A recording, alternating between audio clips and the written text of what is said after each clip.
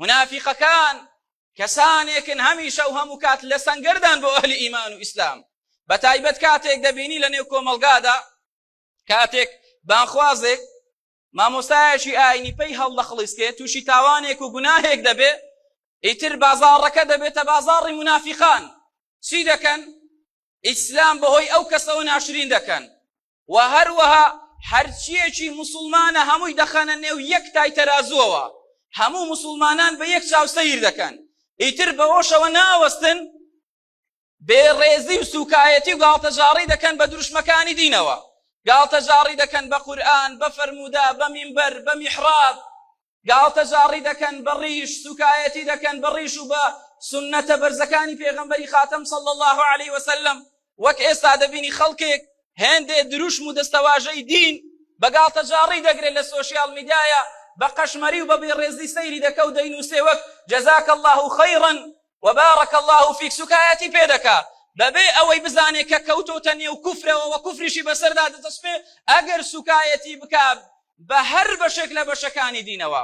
رب العالمین لەبارەی منافقەکانەوە لە سوورەی التەوبە لە ئایەتی 64 دا دەفەرمێ يحذر المنافقون أن تنزل عليهم سورة تنبئهم بما في قلوبهم قل استهزئوا إن الله مخرج ما تحذرون. پەروەردیگار دەفەرمێ منافقەکان دووڕ و دەغەڵ و دڵنەخۆشەکان ترسیان هەیە، ترس و بیمی ئەوەیان هەیە کە سوورەتێک دابەزێتە سەریان رب العالمین ئەوەی نێو دڵیان ئاشکرا بکە، ئەوەی نێو دڵیان دەربخات. ئیتر چی لە نێو دڵ و دەرونیاندایە؟ نیفاق، دوودڵی، ڕق و کینە بەرامبەر ئەهلی ئیمان و ئیسلام، پیلان و فرت و فێڵ و نیازی پیس و خراپیان لە نێو دڵ و دەروندایە، دەترسن کە پەروەردیگار ئەوە ئاشکرا بکات بەهۆی دابەزینی سوورەتێکەوە کە لە نێو دڵ و دەرونیانە حەشاریان داوە. بەڵام منافق ئینسانی دووڕ و دەغەڵ یەک دەقەیەکی مابێ لەسەر ئەو زەویە پەروەردیگار ڕووی ڕاستەقینی ئاشکرا دەکات. قل استهزئوا إن الله مخرج ما تحذرون.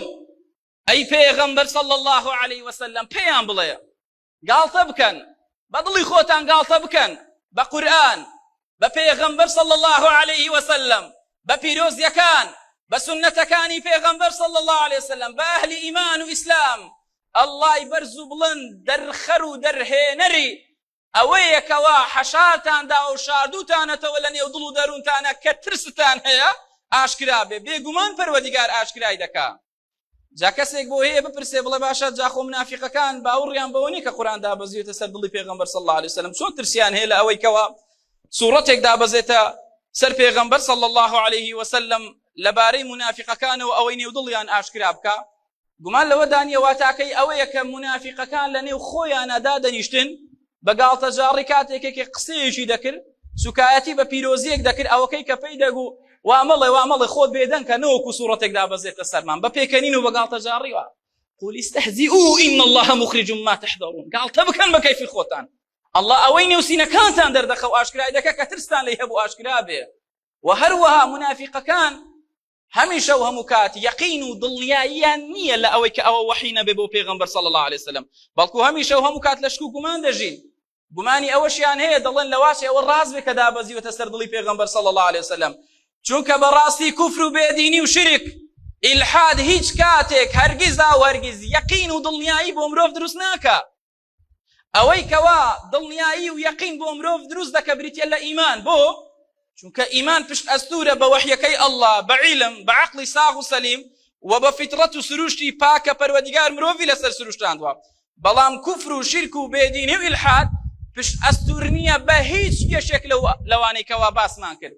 هەمیشە و هەموو کات لە جۆرێک لە دوودڵی دەژین.